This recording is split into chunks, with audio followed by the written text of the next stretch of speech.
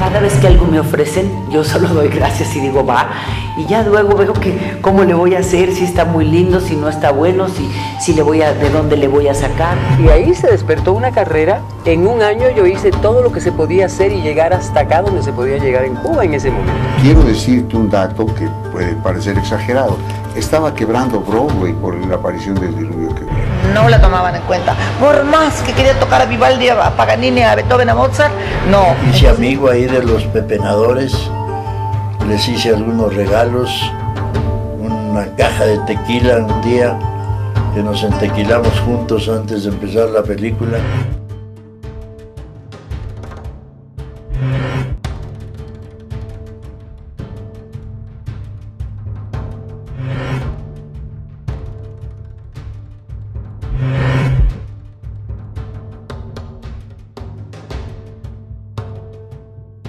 Hoy contamos con el honor de tener en nuestro programa al primer actor Ignacio López Tarso. El hombre de papel, el profeta Mimí, Días de Otoño, Tarahumara, El Gallo de Oro y su ópera prima Macario, por supuesto. Son piezas fundamentales del currículum vitae de este primer actor. Maestro, muchísimas gracias por recibirnos aquí en su hogar, en su biblioteca. Encantado. El maestro López Tarso, admirador de la poesía de Vidaurrutia. Y fue su maestro. Sí, yo llegué a la Escuela de Teatro de Bellas Artes a buscarlo precisamente porque yo había leído sus poemas, me gustaban mucho, y fui a Bellas Artes, pregunté por él, le presenté, le enseñé un libro que yo había leído, le pedí que me lo autografiara, y él me preguntó qué hacía, y como no tenía yo qué hacer en ese momento, me dijo, ¿por qué no te quedas como oyente en mi clase de teatro a ver si te interesa? Y me quedé como oyente en la Escuela de Teatro de Bellas Artes y ahí empezó mi interés por el teatro cada vez más. Usted, en su aventura militar, llega a ser sargento primero. Estuve en el servicio militar obligatorio, entonces consistía en un año cuartelado. Estuve en el cuartel donde estuvo preso Maximiliano en Querétaro, los primeros 3 meses de ese año. Los segundos 3 meses estuve en la Boticaria, Veracruz, para inaugurar ahí un campamento al estilo norteamericano, muy moderno. Entonces estábamos en guerra y entonces el servicio militar era obligatorio y se estaba un año en el cuartel. Los siguientes 6 meses estuve en el cuartel Andreu Almazán en Monterrey. Es un cuartel muy grande, muy bien capacitado, muy bien equipado. Y estuve en la sección de ametralladoras por mi estatura, que era de los más altos del grupo. Y estuve en el 11º Regimiento de Infantería. Fui sargento primero, llegué a sargento primero, cabo primero, luego sargento segundo y sargento primero. Nazarín, ¿cómo se da el acercamiento con Luis Buñuel? Fue a través de Gabriel Figueroa, me presentó con Buñuel y me invitó para participar en la película. Mi primer encuentro con Luis Buñuel fue desagradable porque yo llegaba de la carretera, era la locación en la ciudad de Cuautla y empezaba la película Nazarín.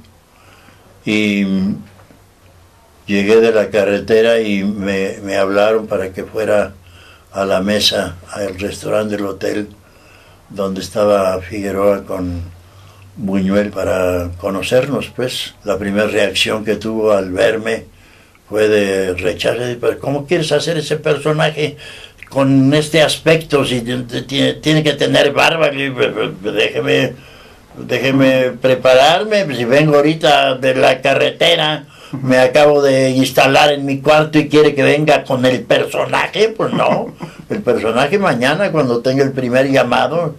Ya Figueroa dijo, sí, Luis López Tarso es un actor de una trayectoria grande ya en teatro y él sabe caracterizar muy bien. Y al día siguiente que me vio ya para la escena, ya estuve de acuerdo y entonces ya fue un trato muy cordial. Fue mi única película con Buñuel y mi único contacto con él.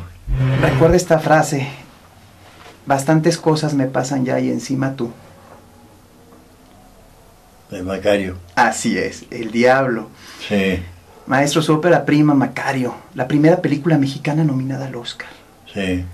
Muy bello personaje, la historia muy, muy hermosa también, un cuento precioso mexicano del siglo XVIII seguramente, que llegó a oídos de Traven y él lo tomó, lo firmó, pero tiene claro un parecido con un cuento de los hermanos Grimm y dicen que ahí está basado lo que escribió Traven. Yo creo que Traven llegó a México y oyó ese cuento porque mi padre, cuando estaba yo estudiando el libreto, me dijo ¿qué preparas ahora? Pues voy a hacer una película que se llama Macario, de un cuento de Traven, y se lo platiqué y me dijo, pues ese cuento yo lo conozco desde que yo era niño y se llama El ahijado de la muerte. La escena de las velas en Macario. Sí. ¿Tantas velas se prendieron en realidad? Miles de velas al mismo tiempo en una de las cavernas más grandes de las grutas de Cacahuamilpa. Había mesas y mesas y mesas de diferentes tamaños, tablones enormes con las velas de diferentes tamaños también, porque la muerte le enseña a Macario ese tendido de millones de velas, como si fuera la humanidad, ¿no? Le dice, mira, aquí arden las vidas de todos los seres humanos, a veces llegan los vientos de la peste, la enfermedad, la guerra, se apagan muchas velas, aquí está la tuya, y Macario dice, a ver, yo quiero ver mi vela, y es una vela muy chiquita, ¿no? Una escena que dura en pantalla, pues 2 minutos, 3 minutos, y que nos llevó 15 días de trabajo, porque las velas despiden un humito, cada una de ellas se llenaba de humo y ya no se podía filmar. Y había que sacar todas las velas, apagarlas, sacarlas y echar fuera todo el humo que había acumulado, volver a armar todo el escenario para volver a continuar con la filmación. Y eso se hizo muchas veces. Trabaja con Pina Pellicer y Sí. con Enrique Lucero en varias producciones. Sí. Pero en Días de Otoño vuelve a trabajar con Pina Pellicer. ¿Cómo era Pina Pellicer? Estupenda, muy linda niña, muy hermosa física y espiritualmente, una mirada clara, purísima, una mirada profunda, y muy buena actriz y muy buena persona. Qué buscado fue por Gabaldón. ¿Cómo era como director? Muy estricto, pero muy buen director. Sabía todo lo que había que saber sobre el cine, porque él empezó el cine siendo chinchigüilla, que le llaman al que hace los mandados, ¿no? Vete por las tortas y jala el cable y mueve aquí, así empezó. De manera que sabía perfectamente bien el trabajo del cine, desde lo más ínfimo hasta lo más importante, que es la dirección y la cámara y la iluminación, y en fin. El director es un coordinador de todo, ¿no? Se encarga del trabajo de los actores, del trabajo del iluminador, del camarógrafo, del escenógrafo, del vestuario, de la música, luego el trabajo magnífico que hacía también Gabaldón era vigilar después de la película la postproducción, que es el ensamblaje de todo aquel material que se ha ido reuniendo de pedacitos y pedacitos y pedacitos, reunir todo aquello, ponerlo en orden y armarlo. Ese trabajo de edición, de postproducción es importantísimo. El hombre de papel, dirigido por Ismael Rodríguez. ¿Qué nos platica de ese personaje, maestro? Muy lindo personaje, sí.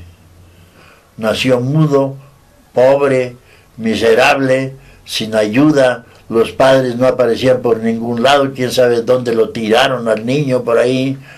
Y cómo se crió este Adán, que se llamaba Adán, pero con un gran espíritu, y solucionaba su vida.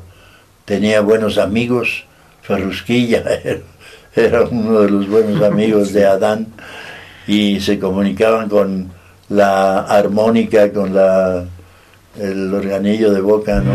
La preparación de ese personaje fue ardua, porque estuve varias semanas antes de empezar a filmar visitando los basureros. Había un basurero enorme allá por Naucalpan, y ahí me llevó Ismael, me presentó con el sindicato de pepenadores de esa zona, y que tenían ahí una colonia alrededor de una montaña enorme de basura, que era un cuadro de Goya, ¿verdad?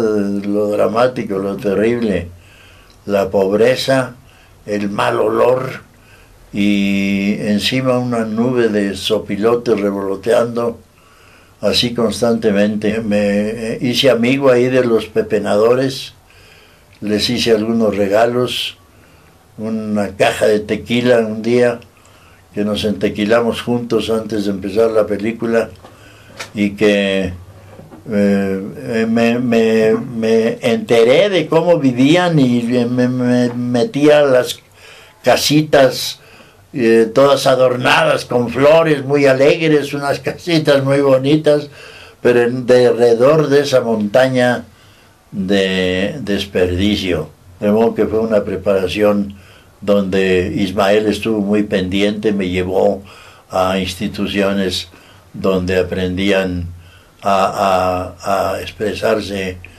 gente sin habla. Ismael era una gente maravillosa, un hombre también de un gran espíritu, muy creativo, muy imaginativo. No dejaba de estar pensando en sus personajes, en su película.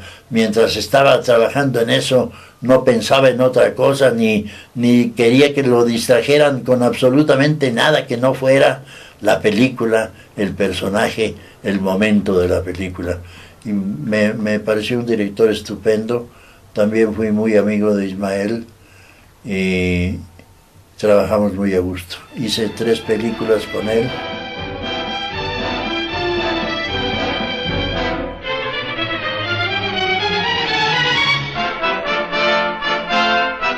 Mi caracterización era muy buena.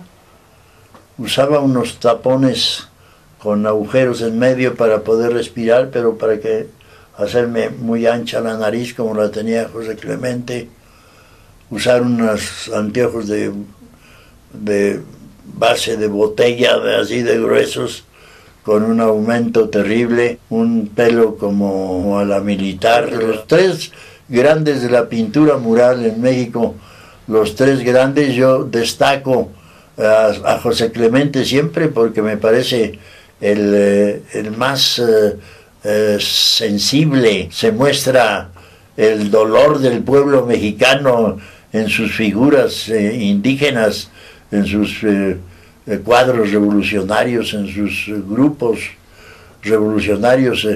Esto de la trinchera, ¿verdad? Que es verdaderamente conmovedor. Francisco Gabilondo Soler, Cricri, ¿cómo se prepara? Sí, el playback se me hace fácil. Yo canto, aunque nunca he cantado profesional, ni nunca he cantado muy bien. De todos modos soy afinado y tengo muy buen sentido musical, del ritmo, en fin. Y las canciones de Cricri, pues yo me las sabía. Era gran admirador de Cricri. Cuando lo conocí fue una gran sorpresa para mí y un descubrimiento también, descubrir ahí a un ser humano extraordinario que era Gabilondo Soler. Anduvo conmigo durante mucho tiempo en la filmación, y después de la filmación, un día que andábamos juntos allá por la W, cerca de la W, en las calles de Ayuntamiento, andábamos juntos los dos y se nos acercó ahí una parvada de chamaquillos que andaban jugando ahí en un parque. Se nos acercaron y al que le pedían autógrafos como Cricri era a mí, no a él. Le decían, no, pero si este es Cricri, no, tú tú dame el autógrafo. Bueno, pues muy bien. Ya le dije, ya ves, ahora ya te gané la popularidad. ¿Qué opinión tiene del cine que se hace ahorita? Como siempre hay cosas muy buenas y muy malas y mediocres, pero entre lo poco que se hace ya de cine, de todos modos siempre hay cosas que se destacan, que van a festivales, que ganan premios y que han logrado de nuevo meter al público a las salas de cine, que eso es lo importante del cine mexicano, que el propio público de México apoye al cine mexicano, que le guste ver su propio cine y que hagan de eso el buen negocio que fue siempre el cine, ¿no? El cine fue una industria poderosísima en una época en México en que las divisas que aportaba el cine eran tan importantes como el turismo o como el petróleo.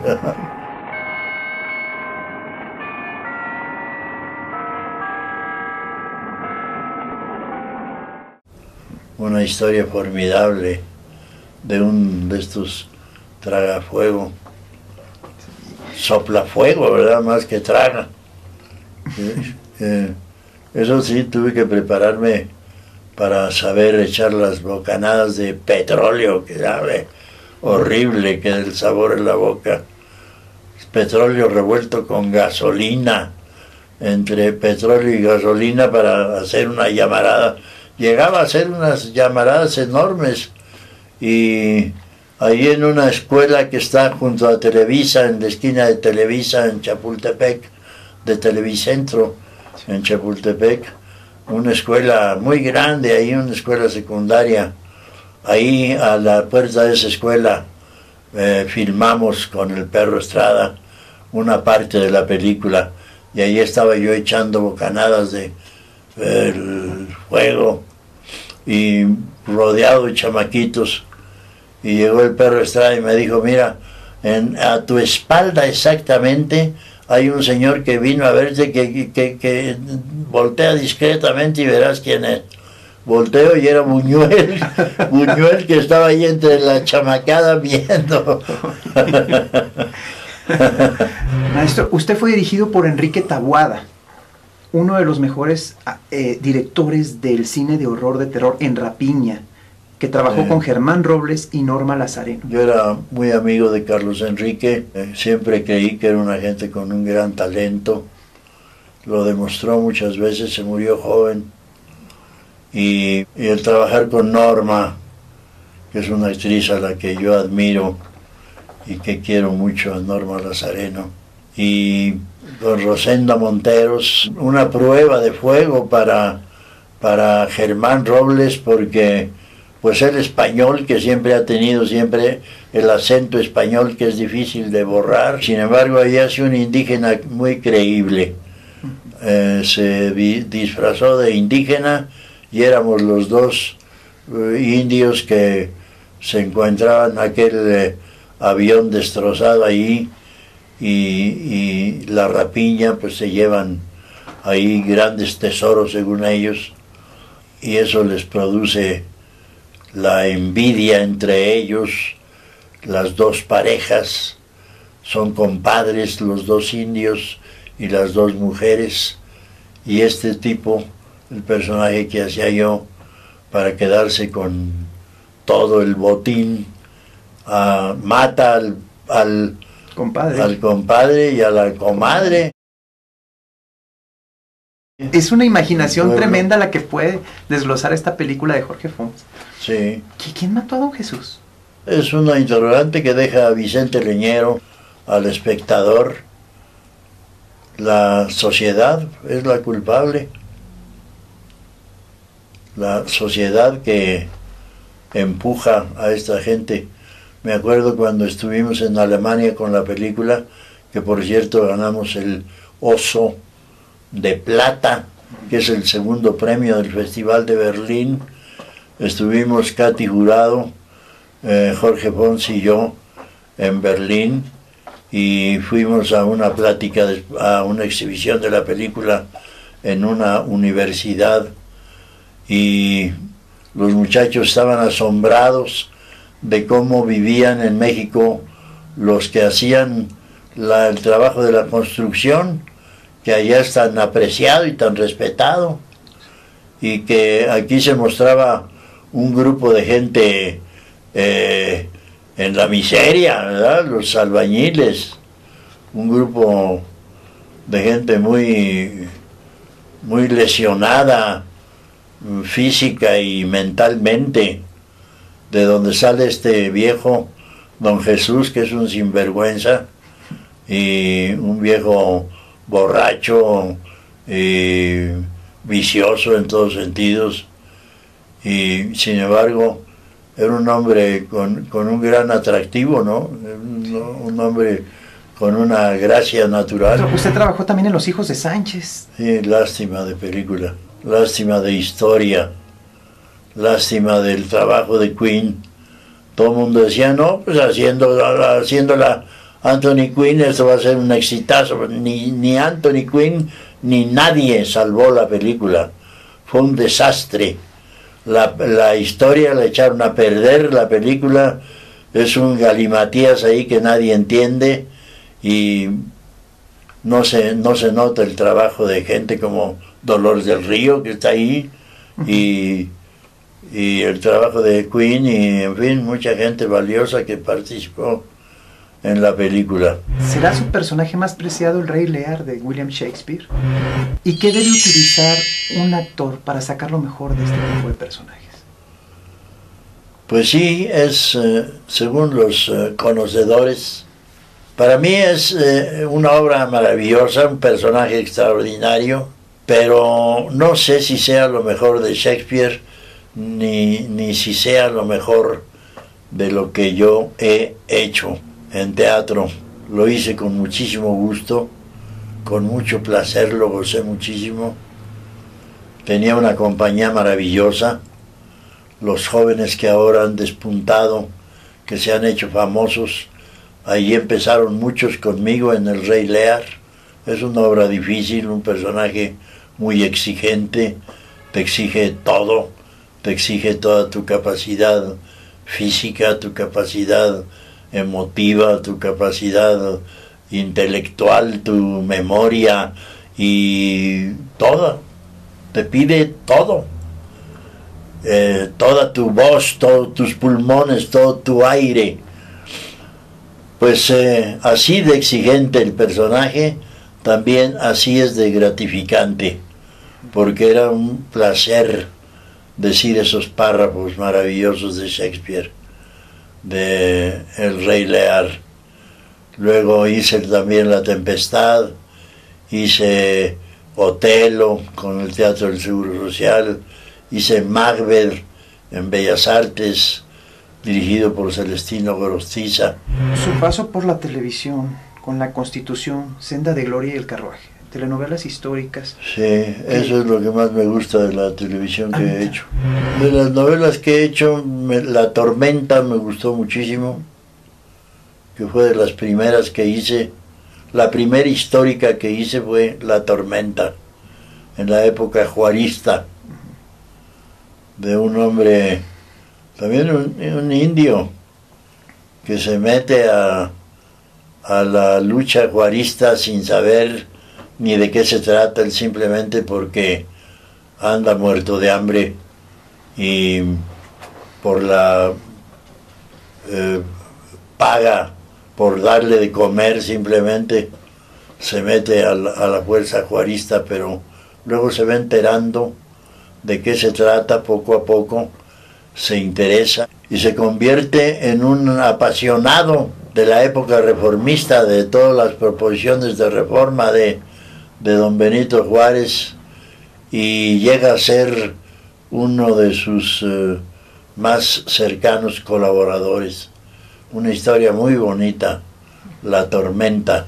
Y luego Senda de Gloria, el general Álvarez, que tiene la oportunidad de estar muy cerca de Carranza y muy cerca de todos los líderes de la revolución, hasta llegar a Lázaro Cárdenas, donde desemboca la novela en el acto de expropiación del petróleo en el Palacio Nacional, en el balcón central de Palacio, con Lázaro Cárdenas y el general Álvarez está ya mayor de edad, pero junto a Lázaro Cárdenas también como consejero. Y ahí contábamos pues 30 años de la historia de México. Los corridos nacen porque la CBS hace muchos años me invitó a que yo grabara algo y no sabíamos qué. Entonces me acordé que yo había nacido oyendo corridos, mis padres cantaban corridos, mi padre y mi madre, y sabía yo muchos corridos. Dije, ¿por qué no grabamos corridos? Dijo, ¿pero cómo? ¿Cantando? No, yo los digo, los narro, e invento un personaje que es el que vio todos los hechos de la revolución. Nos dedicamos a los corridos, sobre todo a los revolucionarios, que son los mejores corridos, y a eso, ahí empecé. Grabé el primer disco y tuvo mucho éxito, el segundo, el tercero, con mucho éxito. Grabé 8 LPs y como tuvieron mucho éxito, pues entonces me empezaron a llamar para decir corridos. Y fui a dar a palenques, y fui a dar a ferias, y fui a dar a lugares muy caros, muy elegantes. Fui a dar a las cantinas, a las plazas de toros, a las plazas públicas de los pueblos. En todos lados he dicho corridos durante más de 10 años que me dediqué exclusivamente a eso. Me vestía de charro, de negro, con una mascada al estilo Zapata, una mascada larga, negra, sin ningún adorno, y así, con un buen acompañamiento musical, me divertí muchísimo haciendo los corridos, me gustaba mucho, y al público le encantaban los corridos, reaccionaba de una manera estupenda. La gente que tiene en Estados Unidos, los mexicanos que desde la revolución se fueron a Estados Unidos, se establecieron allá y ahora ya tienen hijos y nietos. Era conmovedor verlos en los teatros donde llegábamos en Estados Unidos, en Chicago, por ejemplo, donde hay tanto mexicano, en San Antonio. No, los corridos los gocé muchísimo y fui por todas partes diciendo corridos con mucho gusto y con mucho éxito. Usted fue secretario de la Asociación Nacional de Actores de la ANDA. ¿Qué satisfacciones le deja haber sido secretario general de este sindicato tan importante? Pues yo fui a la ANDA porque un grupo grande de actores importantes, compañeros de la ANDA, me invitaron a que jugara para la Secretaría General. Yo dije, con el apoyo de ustedes, de ese grupo, con mucho gusto, encantado, un grupo numeroso, y lancé mi candidatura y gané con gran ventaja, y estuve los 4 años como secretario general de la Asociación Nacional de Actores. Tomé la asociación en 1985, a finales de 1985, acabando de pasar el terrible terremoto, de modo que mi primera acción importante fue recimentar los edificios de la ANDA, reconstruir el teatro lo hice todo nuevo, la butaquería, las instalaciones eléctricas, subimos el telar 10 metros, pusimos por primera vez la computación en el manejo de luces y de sonido del teatro, y todo nuevo, la butaquería y todo nuevo. El teatro como está ahora es obra de mi, de mi gestión. Yo propuse y lo anuncié así en mi campaña. Mi campaña, la bandera de mi campaña es la no reelección, porque yo tengo 20 años de pertenecer a la Asociación Nacional de Actores, entonces tenía 20 años de ser miembro de la Asociación de Actores y no había conocido más que a 2 secretarios generales. Yo dije, así no tienen ninguna oportunidad los jóvenes actores de llegar a la Secretaría General de la ANDA y hacer parte de la dirigencia de la agrupación. Le hace falta la participación de los jóvenes. y propuse una comisión de la cual fue presidente Julio Alemán para renovar los estatutos que hacía muchos años que no se revisaban. Se revisaron los estatutos, pero sobre todo con el afán y con la consigna de mi parte de que había que corregir la no reelección, poner ahí la no reelección. Le otorgaron el doctorado honoris causa por la Universidad de Guadalajara. Un gran honor. Soy el primer actor que tiene un doctorado en artes escénicas en este país y fue la Universidad de Guadalajara. Lo agradecí muchísimo, lo sigo agradeciendo siempre. Con mi trabajo en el teatro, en el cine, en la televisión, estará más o menos justificado. He hecho unas 50 películas, unas 40 o 50 series de televisión, he hecho más de 100 obras de teatro, he hecho los clásicos, los griegos, los clásicos del siglo de oro español, Lope de Vega, Calderón de la Barca, Shakespeare, Molière, y los modernos, Ionesco, Arthur Miller, y los autores mexicanos, Vicente Leñero, Hugo Argüelles, Carballido, Sergio Magaña. Mi trabajo como actor ha sido durante 65 años, 66 ya. 66. Acabo de cumplir 88, 89 años de edad y me siento bien para seguir trabajando. Mi propósito es seguir haciendo el mejor teatro posible. ¿Cuáles son sus métodos principales de estudio? La investigación parte de lo que te ofrece el autor. Lo primero que tienes que hacer es conocer muy bien el libreto, leerlo, saber la continuidad, saberte de memoria qué sigue en ese momento y conocer al personaje lo más íntimamente posible, y los datos que no te dé el autor en el libro, en el libreto, en el texto de la obra, tienes que inventarlo tú con imaginación. Un actor que no tiene imaginación está perdido. Un actor necesita imaginar todo lo que al actor le pasa, todo lo que al personaje le pasa antes y después de la obra, antes y después de lo que cuenta el autor. Y te digo, hay autores que te dan muchos datos, hay autores que te dan muy pocos datos y tú tienes que investigar, y cuando no hay que investigar, entonces tienes que inventar. ¿Qué es para el maestro Ignacio López Tarso el aplauso? Un gran estímulo, es un gran estímulo, es la confirmación de que el espectador ha recibido el mensaje y que esa carta llegó al destinatario adecuado, ¿no? Cuando el público aplaude es que ha estado de acuerdo, se ha divertido. El teatro y el cine y la televisión lo primero que tienen que cumplir socialmente es la diversión. Tienen que divertir. Si no te diviertes y te aburres, pues a lo mejor es una obra muy profunda pero muy aburrida, eso no resulta bien.